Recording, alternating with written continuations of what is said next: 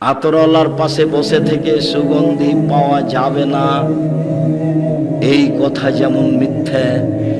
আপনার ছেলের বন্ধু ভালো, আপনার ছেলে ভালো হবে না, এই কথা তেমনি মিথ্যে। আতরওয়ালার পাশে বসে থেকে আতরের গন্ধ পাওয়া যাবে না, এই কথা যেমন মিথ্যে। আপনার মেয়ের বান্ধবী ভালো, আপনার মেয়ে ভালো হবে না, এই কথা তেমনি মিথ্যা। কারো বন্ধু যদি কামার হয়, এবার ইহরেকে শেয়া বাঁকা পাশে বসে থাকলে তোমার কাপড় কখনো জ্বলে যেতে পারে, আগুন ছিটকে এসেছে। বিড়ি সিগারেট খাই যারা, দেখবেন তাদের জামা কাপড় জ্বলে আছে, কখন যে পুড়ে গেছে বুঝতে পারেনি। কামারের পাশে বসেছিলাম, কামারের পাশ থেকে বসে এসে দেখছি যে পাঞ্জাবি একটু পুড়ে গেছে, কখন যে আগুন ছিটকে এসেছে। আল্লাহ রাসূল বলছেন কাপড় জ্বলে যেতে পারে। আও তাজিদু মিনহু রিহান খাবিসা, কামারের পাশে বসে থাকে, যদি কাপড় জ্বলে না যায় তাহলে ধোঁয়া লাগবে, এই কথা তো সত্য। কামারের পাশে বসে থাকলে চোখে মুখে ধোঁয়া আসবে না, এই কথা যেমন মিথ্যে। আপনার মেয়ের বান্ধবী খারাপ না, আপনার মেয়ে খারাপ হবে না, এই কথা তেমনি মিথ্যে। কামারের পাশে বসে থেকে নাকে মুখে ধোঁয়া আসবে না, এই কথা যেমন মিথ্যে। আপনার ছেলের বন্ধু খারাপ, আপনার ছেলে খারাপ হবে না, এই কথা তেমনি মিথ্যে। হতেই হবে, চাঁপাইনবাবগঞ্জের ভাষা তো ওর বাপ হবে, ও তো খারাপ হবে, ওর বাপও খারাপ হয়ে যাবে, ওর বাপকে হতে হবে, খারাপ হবে। আমি বলিনি এই কথা, মুহাম্মদ সাল্লাল্লাহু আলাইহি ওয়াসাল্লাম বলছেন এই কথা। আর এখন মানুষের সবচেয়ে খারাপ বন্ধু হলো মোবাইল। মোবাইলের অপর নাম জেনা। এদিকে দেখেন, কান ধরে তওবা করেছে মেয়েটা, তুমিও তওবা করেছে, আর কথা বলবো না, আস্তাগফিরুল্লাহ, আর কথা বলবো না, এই কথা বলে রাত 2টার সময় তো মোবাইলটা রেখেছে। আধা ঘন্টা পরে ঘুম আসে না, আবার চালু করেছে। এটা নিশা। মোবাইলের অপর নাম হলো নিশা, মোবাইলের অপর নাম হলো জেনা। মানুষের সবচেয়ে নিকটের বন্ধু হলো মোবাইল। বাস্তবতা দেখবেন, চাঁপাইনবাবগঞ্জের এক পরিবারের 2টা মেয়ে জন্ম নিয়েছে, লালে হাই ধরে নি। ওরা খুব দেখতে সুন্দরী, খালেদা আর মাজেদা, ওরা দেখতে খুব সুন্দরী, খুব ভদ্র নম্র। ওরা মাস্টার ডিগ্রি পাস করেছে, 2 বোন একসাথে জন্ম নিয়েছে। একজন আর একজনকে ছেড়ে থাকতে পারে না। কদিন পরে দেখা গেল একজনের বিবাহ হয়েছে বিএনপি লোকের সাথে, একজনের বিবাহ হয়েছে আওয়ামী লীগ লোকের সাথে। তারা 2 বোন আর কথা বলে না।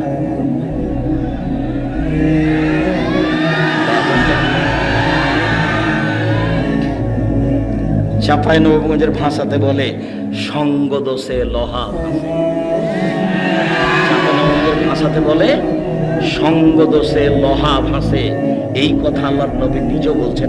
এদিকে দেখেন, কুল্লু মুলুদিন ইউলাদুল ফিতরা। প্রত্যেকটা ছেলে মেয়ে ইসলামী ধারণ ক্ষমতায় জন্মগ্রহণ করেছে। আমি মুসলিম ছেলে, আমি প্যান্টটা টাকনোর উপরে রাখতে পারবো, রাখলাম না কেন? আমি দাড়ি ছেড়ে দিতে পারবো, আমি কাটলাম কেন? মেয়েটা মাথায় কাপড় দিতে পারবে, তো দিল না কেন? মেয়েটা বোরখা পরে আসতে পারবে, নগ্ন পোশাক পরে আসলো কেন? আল্লাহ নবী বলছেন ওর মা আসতে বলেছে, আল্লাহ নবী বলছেন ওর বাপ আসতে বলেছে, সেই জন্য এসেছে। প্রত্যেকে ইসলামী ধারণ ক্ষমতায় জন্মগ্রহণ করেছে। তার বাপ মা তাকে ইহুদি করেছে, তার বাপ মা তাকে খ্রিস্টান করেছে, তার বাপ মা তাকে আগুন পূজক করেছে। বাপ মা যেমন হয়েছে, ছেলে মেয়ে তেমনি ভাবে গড়ে উঠেছে। বাপ মা যেমন হয়েছে, ছেলে মেয়ে তেমনি ভাবে গড়ে উঠেছে। তাই তো চাঁপাইনবাবগঞ্জের ভাষাতে বলে সঙ্গ দোষে লোহা ভাসে। পরিবারের দায়িত্ব পালন করেন, উপদেশ বইটা পড়েন, আদর্শ পরিবার বই পড়েন, আদর্শ নারী বই পড়েন, আব্দুল্লাহ আম্মার বইগুলি। কেন এই নির্যাতন, কি তার প্রতিকার? কেন হবে অবরোধ বাসায়নি? সমঅধিকার চাই, সমঅধিকার চাই না, মর্যাদা চাই, মর্যাদা চাই, সমঅধিকার নয়। এগুলো দেখুন, আমাদের দিনী ভাই বোনদের কল্যাণে এগুলি করা হয়েছে। সম্মানিত দিনী ভাই বোন, আজকের আলোচনার শেষের অংশে এসে বলছি, একটা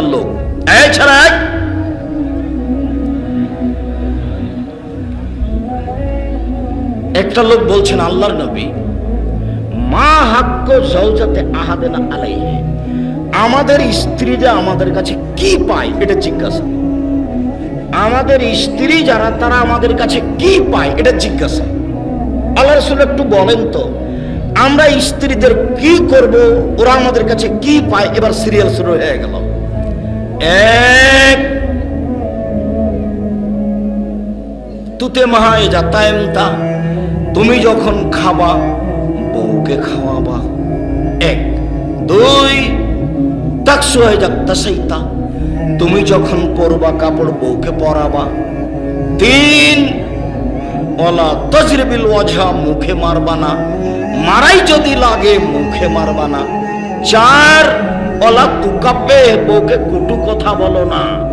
কখনো বলা যাবে না তোমার ঠোঁটটা কালো, কখনো বলা যাবে না তোমার ঠোঁটটা মোটা, কখনো বলা যাবে না তোমার চেহারা কালো। একবার বললে 10 বছর ভালোবাসবে না। খালি প্রশংসা করতে হবে, তুমি খুবই সুন্দরী, তোমার মতো কোনো নারী দেখি না, সারা রাত মাটি বেঁধে দেবে। আল্লাহ রাসূল বলছেন কখনো কটু কথা বলো না। ওয়ালা তাহাজুর ইল্লা ফিল বাইতে, বউকে নিজের বাড়ি ছাড়া কোথাও যেতে দিও না।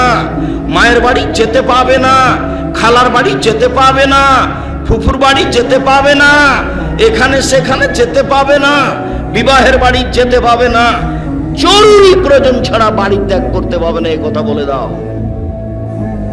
আয়েশা রাদিয়াল্লাহু তাআলা এখানে থাকেন স্বামীর বাড়িতে, আর বাপের বাড়ি হলো ওইটা, এখানে দেখা যাচ্ছে একটু দূরে। তা আয়েশা বলছেন, আল্লাহর নবী, এই পরিস্থিতিতে আমি আমার আব্বার কাছে যেতে চাচ্ছি। যাও। আয়েশা কম বয়সের মেয়ে, ঝামেলা বেঁধে গেছে, বদনাম, এর জন্য বাপের বাড়ি যাবে, স্বামীকে না বলে যেতে পারছে না। আয়েশা রাদিয়াল্লাহু তাআলা আনহা বাড়ি থেকে বের হতেন না। আপনার স্ত্রী দুর্ঘটনা ছাড়া বাড়ি থেকে বের হতে পারে না, বের হলেই প্রমাণ হবে আপনি কাপুরুষ। কই, আমাদের তো চলে, আমরা হাটে যাই না, বাজারে যাই না, দোকানপাটে যাই না, আমরা তো বেঁচে আছি। আমি তো কোনোদিন চায়ের স্টলেই বসি। আমার মা আমাকে যখন বাড়ি থেকে বের করতো তখন বলতো, এক, দোকানে বসিও না। দুই, প্রাইভেট পড়ায়ও না। তিন, কারোর সাথে বন্ধুতালি করো না। চার, মানুষের বাড়িতে দাওয়াত খায়ও না। এই চারটা বলতেন, কিন্তু একটার ব্যাখ্যা করতেন, বাকি বলতেন না। একটা বলতেন, দেখো কারোর সাথে যদি বন্ধুতালি করো তাহলে একদিন বন্ধুত্ব নষ্ট হয়ে যাবে, ও পেটে ছুরি দিয়ে পালিয়ে যাবে, খবরদার। বাড়ি থেকে বের করলে চারটা কথা বলতেন। এক, দোকানে বসিও না। তিন, প্রাইভেট পড়ায়ও না। চার, বন্ধুতালি করো না। পাঁচ, মানুষের বাড়িতে দাওয়াত খায়ও না। এভাবে বলতেন। আর যত ফকির বাড়িতে আসতো ভিক্ষা চাইতে, সবাইকে বলতো আমার ছেলের জন্য একটু দোয়া করিও। যত ফকিরকে ভিক্ষা দিত। আমার মায়ের এই দুটা গুণ আমি খুব ভিন্নভাবে বুঝতে পারি। সম্মানিত দিনী ভাই বোন, মা ভালো হলে পরিবার ভালো হবে, এই কথাই ঠিক। আব্দুল্লাহ খুব শক্তভাবে বলছে, জেরুজালেমের এই অবস্থা ঠেকাতে হলে আবার সালাহুদ্দিন আইয়ুবের মতো ছেলে জন্ম দিতে হবে। যাকে আপনি জন্ম দিয়েছেন সে হলো বড় ডাক্তার, পিজি হাসপাতালের ডাক্তার, ও প্রেসক্রিপশন মিথ্যা করে লেখে, ও ধোঁকাবাজ, ও ডেরেনে পড়ে মরু। ও দিয়ে জাতির ক্ষতি হয়, ও দিয়ে জাতির ক্ষতি হয়, ও দিয়ে জাতি ক্ষতিগ্রস্ত হয়।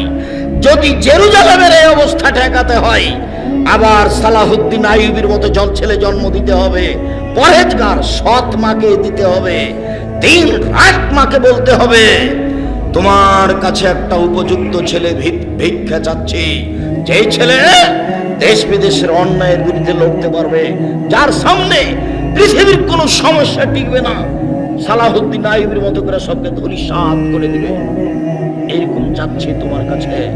এইভাবে মায়ে বলবে। যেই মা টিভি চালু করে দিয়ে ইন্ডিয়ান গান দেখে আর ছেলের হাতে দিয়েছে একটা মোবাইল, ও গেমস খেলছে ছেলে, আর মা এখানে টিভি দেখছে, ওর পেটে যে বাচ্চা আছে সেটা আস্ত শয়তান। ছেলে গেমস দেখছে, আল্লাহ রাসূল বলছেন লাইবাবে নারদেশের ফাঁকা দাঁত খালি ইয়াদফি দামে খিঞ্জির, কেউ যদি চৌসার, ছক্কা, লুডু, দাবা, পাঞ্জা, ক্যারাম বোর্ড, তাস, গেমস এসব খেলায় যে অংশগ্রহণ করলো, সে তার হাতকে শরীর শুকুরের রক্তে ডুবিয়ে দিল। আমি এই কথা বলি না, আল্লাহ নবী বলছেন এই ছেলে তোবা করে উঠবে। আমি কান ধরতে বলিনি, তবু কান ধরে বলবে আস্তাগফিরুল্লাহ বলে জিন্দেগিতে আর কোনোদিন ক্যারাম বোর্ড খেলবো না। আর একবারে গিয়ে যে ক্যারাম বোর্ডটা আছে তাকে লাঠি দেবে, লোহা দিয়ে ভেঙে ফেলে চুরমার করে দেবে। আর বাড়িতে যে তোমার মা যত প্লেট আর এই গামলা এগুলো সাজিয়ে রেখেছে, যত কাঁকড়া ফাঁকড়া আছে সবকে ফেলে দিয়ে ঘুমাবা। যদি থেকে যায় ঘুমাও, তুমি মুনাফিক, তুমি আমার বক্তব্যের সাথে মুনাফিকি করেছো। তোমার মা তোমাকে যেন ঠেকাতে না পারে, করলেন পূর্ণ কথাই, করলেন পূর্ণ কাজে। সম্মানিত দিনী ভাই বোন, জাতির যদি রাস্তাঘাট করে দিতে না পারি, জাতির যদি স্কুল কলেজ করে দিতে না পারি, জাতিকে চূড়ান্ত সঠিক ধর্ম দিতে পারবো ইনশাআল্লাহ। সম্মানিত দিনী ভাই বোন, শেষে চলে আসলাম। আল্লাহর নবী বলছেন, মুআয ইবনে জাবাল বলছেন, আল্লাহর নবী বললেন শোনো, এক লা তুশরিক বিল্লাহ ওয়া ইন কুতিলতা ওয়া হুররিকতা, জ্বালিয়ে দেওয়া হলেও জ্বলে যাবা, শিরক করবা না। হত্যা করা হলেও নিহত হয়ে যাবা, শিরক করবা না।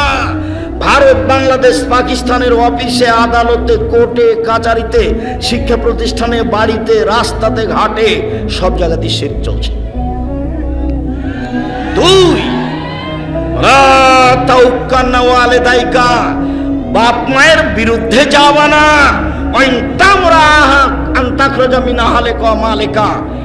মায়ে যদি বলে বউকে তালাক দিতে হবে, দিয়ে দাও।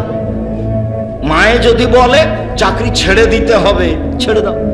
এই ছেলে দেখবা, বাপ মায়ের কথা মানাটা দেখবা, দেখো তো তোমার মনে পড়ে কিনা। এদিকে দেখো, এদিকে দেখো, কে বাড়িতে আছে? জি না। কোথায় গেছে? শিকার করতে গেছে। কখন আসবে? সন্ধ্যায় আসবে। কেমন আছো? খুব একটা ভালো নেই। ও আচ্ছা আচ্ছা আচ্ছা আচ্ছা আচ্ছা, ঠিক আছে, আসলে সালাম দিও, চৌকাট পাল্টে দিতে বলিও। সন্ধ্যার সময় এসেছেন ইসমাইল আলাইহিস সালাম। কি ব্যাপার, কেউ এসেছিল নাকি? জি, একজন বৃদ্ধ মানুষ এসেছিলেন। কি বললেন? সালাম দিয়ে বললেন বাড়িতে আছে। আমি বললাম নেই। কোথায় গেছে? শিকার করতে গেছে। কখন আসবে? সন্ধ্যায়। কেমন আছো? আমি বললাম খুব একটা ভালো নেই। উনি কি বললেন? বললেন যে আসলে সালাম দিও, চৌকাট পাল্টে দিতে বলিও। ওহো, তিনি আমার আব্বা, তিনি ইব্রাহিম আলাইহিস সালাম, তিনি তোমাকে তালাক দিতে বলে গেছেন। ইলহাক ইলাহালেক, তুমি তোমার বাপের বাড়ি চলে যাও। কত বড় চাকরি, দেখার সুযোগ নেই। কত বড় সুন্দরী, ভাবার সুযোগ নেই। আমার বাপ যা বলেছেন তাই হবে, 19-20 হবে না। বাপের কথা, মায়ের কথা। আল্লাহ রাসূল বলছেন চাকরি ছেড়ে দিতে বললে ছেড়ে দাও, বউ তালাক দিতে বললে দাও। পরামর্শ দেওয়া যেতে পারে, আম্মা একটু ধৈর্য ধারণ করেন, আম্মা মেয়েটা ভালোই আছে, আমি আশা করছি আপনাকে মূল্যায়ন করবে, করতে পারে। তুমি পরামর্শ দিতে পারো, শেষ পর্যন্ত মা যা বলছে তাই হবে। আবার দেখো, কে বাড়িতে আছে? জি না। কোথায় গেছে? শিকার করতে গেছে। কখন আসবে? সন্ধ্যায় আসবে। কি, কেমন আছো? ভালোই আছি আলহামদুলিল্লাহ। কি খাও? আল্লাহ মালমা, পানি আর গোশত, আর কিছু নাই, পানি আর গোশত। বারাকাল্লাহু ফি লাহমিকা ওয়াল মাইকা, তোমাদের পানিতে গোশতে আল্লাহ বরকত দান করুক। আচ্ছা ঠিক আছে, আসলে সালাম দিও, চৌকাট বহাল রাখতে বলিও। সন্ধ্যার সময় চলে এসেছেন। কি ব্যাপার, কেউ এসেছিল নাকি? হ্যাঁ, একজন বৃদ্ধ মানুষ এসেছিলেন। কি বললেন? বললেন বাড়িতে আছে। আমি বললাম নেই। কোথায় গেছে? শিকার করতে গেছে। কখন আসবে? সন্ধ্যায়। কেমন আছো? আলহামদুলিল্লাহ ভালো আছি। কি খাও? গোস্তর পানি। কি বললেন? বললেন যে ঠিক আছে, আসলে সালাম দিও, চৌকাট বহাল রাখতে বলিও। ও, তিনি আমার আব্বা ইব্রাহিম, তিনি তোমাকে স্ত্রী হিসেবে বহাল রাখতে বলেছেন। আমার আব্বা যাহাই বলেছেন তাহাই হইবে। এর নাম বাপ মায়ের আনুগত। বাপ মায়ের অনুগত শোনো, একদিন তুমি ছিলে তোমার মায়ের কোলে, পেশাব পায়খানা তোমার মা পরিষ্কার করতে থাকে, ভালো লাগে, ভারী লাগেনি। এখন তোমার মা তোমার কোলে, তোমার বোনেরা শ্বশুর বাড়ি চলে গেছে, লন্ডন আমেরিকায় থাকে, তোমার মাকে তারা দেখতে পারবে না। আর তোমার বউ তোমার মাকে সাধারণত দেখতে পারবে না, এই জন্য যে তোমার মা দিন রাত তোমার বউকে গালি দেয় আর খালি বলে বাড়ি থেকে বেরিয়ে যাও, বাড়ি থেকে বেরিয়ে যাও, বাড়ি থেকে বেরিয়ে যাও। সন্ধ্যার সময় তুমি এসে বলছো কি ব্যাপার, আমার আম্মার কাপড়টা তুমি পরিবর্তন করনি, আমার আম্মা সকালে পেশাব করেছে, ভিজা কাপড়ে আছে। তখন তোমার বউ বলছে তোমার মাকে তুমি দেখো না, তোমার মা অকথ্য ভাষা মাকে গালি দেয়, তোমার মাকে দেখবো মানে? তোমার কিছু করার নেই, পেশাব করাবা তুমি, পায়খানা করাবা তুমি, গোসল দেওয়া তুমি, কাপড় পরিবর্তন করাবা তুমি, কাপড় খেঁচে দিবা তুমি, মেডিকেলে নিয়ে যাবা তুমি, গায়ে তেল দিয়ে দিবা তুমি। একদিন তুমি ছিলে তোমার মায়ের কোলে, এখন তোমার মা তোমার কোলে, তোমার মার যা প্রয়োজন অক্ষরে অক্ষরে তুমি তাই করবা, এরই নাম মাকে সম্মান করা। তোমাকে বলে গেলাম কোনদিন বাপ মাকে ভারী মনে করবে না, ঘুম থেকে উঠে দেখবা সবচেয়ে বড় শত্রু আমার মা। মুখ খুলতে পাবা না, তোমার মা তোমার বিরুদ্ধে বলছে কথাই ঠিক, তোমার মা তোমার বউয়ের বিপক্ষে বলছে কথাই ঠিক, তোমার মা তোমার বউকে দিন রাত গালি দিচ্ছে কথাই ঠিক, তোমার মা সবই উল্টা কাজ করছে কথাই ঠিক, তারপরে তুমি মুখ খুলতে পারো না। রাজশাহীর মেয়র একদিন ডাঙ্গি পাড়া গেছে, তো শাহ মকদুম থানার ওসি, এদিকে আমার দিকে দেখেন, ওসি মেয়রের সামনে এভাবে দাঁড়িয়েছে, দেখো তো এভাবে বলছে স্যার এখন আমরা কি করবো স্যার। তার পাশে বসে আছে যে ব্যাপারটা কি রে, এটা তো বাপ মায়ের কাছে, এইটা কেন এখানে? আমি তো অবাক হয়ে গেলাম। আল্লাহ বলছেন বাপ মায়ের কাছে জোরে হেঁটে যাওয়া যাবে না, বাপ মায়ের কাছে বাহু উঁচু করে কথা বলা যাবে না, বাপ মায়ের কাছে উঁচু কণ্ঠে কথা বলা যাবে না, বাপ মায়ের সামনে বলা যাবে না তোমাকে যেতে বললাম না, নিষেধ করলাম তবুও গেছো, কোন প্রকার চলবে না। 5 ওয়াক্ত সালাতের বিবরণ এত দেওয়া হয়নি, অথচ ইবাদতের জগতে সবচেয়ে ভিন্ন ধরনের ইবাদত কি? নামাজ। এরপরে কোরআনে এত শক্ত বিবরণ আসেনি। বাপ মায়ের যখন কথা এসেছে তুমি এক করে অক্ষরে অক্ষরে কিভাবে তার সামনে হেঁটে যেতে হবে এটা এসেছে, হাতখান তেমন কেমন থাকবে এটা এসেছে, কণ্ঠটা কেমন হবে এটা এসেছে, একটু জোরে বলতে পাওয়া যাবে না এটা এসেছে, একবারে বিস্তারিত এসেছে। তার নাম বাপ। তো ওসি এভাবে স্যার এখন আমরা কি করবো স্যার? আর দৃশ্য দেখে অবাক হয়ে গেছে, কিরে এ তো বাপ মায়ের সামনে, এইটা কেন এখানে? তার মানে সমাজে মানুষ এভাবে মূল্যায়ন করে, কিন্তু আসলে কাকে মূল্যায়ন করতে হবে? মাকে, বাপ মাকে। আল্লাহ কথা বলছে মায়ের পায়ের নিচে জান্নাতে, হাদিস ঠিক। মায়ের দিকে সুনজরে কবুল হজের সমান নেকি হবে, এই কথা মিথ্যা। মায়ের দিকে তাকালে শোনা হয় কবুল হজের সমান নেকি হবে, এটা মিথ্যা। মায়ের পায়ের নিচে জান্নাত, এই কথাই ঠিক। বাপ মার সেবা করে জান্নাত পেল না, তার ভাগ্য দুর্ভাগ্য, এই কথাই ঠিক। বাপ মাকে মূল্যায়ন করলে জান্নাত হবে, এ কথাই ঠিক। পরিস্থিতি খুবই জটিল, এরপরে বাপ মাকে মেনে চলতে হবে, এ কথাই ঠিক। মনে হচ্ছে যে ওরা মরে না কেন, ওদের আর অত্যাচার সহ্য করতে পারি না। টাকা দিয়ে গেছি সন্ধ্যার সময়, মা এই টাকাটা একটু ফলমূল কিনে খাবেন। ঢাকায় গিয়ে জিজ্ঞাসা করছি তো বলছে বেটা টাকাটা তোর বোনের ছেলেকে দিয়ে দিই। অবাক কথা, টাকা দিয়ে গেলাম আমি আপনাকে ফল খাওয়ার জন্য, সকাল হতে না হতে আপনি আমার বোনের ছেলেকে দিয়ে দিলেন। ওরা কি ভিক্ষা করে খায় নাকি? না বেটা, না বেটা, না বেটা, আপনি বলিস না বেটা, দিয়েছি যা দেবেন তাই দিয়ে দেবেন। জি, ও আপনার বোনের ছেলে তার কাছে আপনার ছেলের চেয়ে অনেক প্রিয়। আপনি দেখবেন এখনই আপনি কালকে একটা বড় মাছ বাজারে কিনেন, দিয়ে আপনার ছেলেকে আর আপনার বোনের ছেলেকে একসাথে বসান, আপনার মাকে বলেন যে মাছ তুলে দেন, দেখবেন আপনার ভাগিনার প্লেটে বড় মাছটা দিয়েছে। দেখেন আপনি পরীক্ষা, এখন আপনি কি করবেন? একেবারেই পরিবেশ উল্টা, তবু আপনি মুখ খুলতে পাবেন না। আল্লাহ বলছে, নবী বলছে মুখ খোলা যাবে না, তার নাম বাপ মা।